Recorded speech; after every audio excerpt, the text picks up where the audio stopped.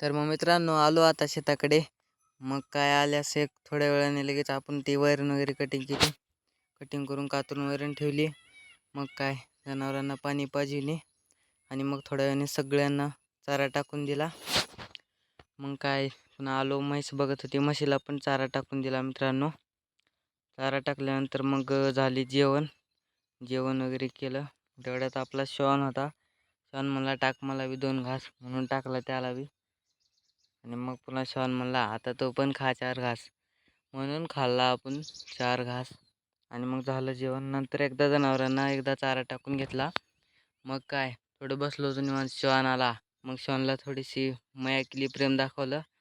मग काय परत एकदा म्हैस बघत होती म्हणून तिला टाकून दिला परत एकदा चारा. मग काय निघालो पुन्हा दिवसमाळ्याची वैरण टाकून जनावरांना घराकडे.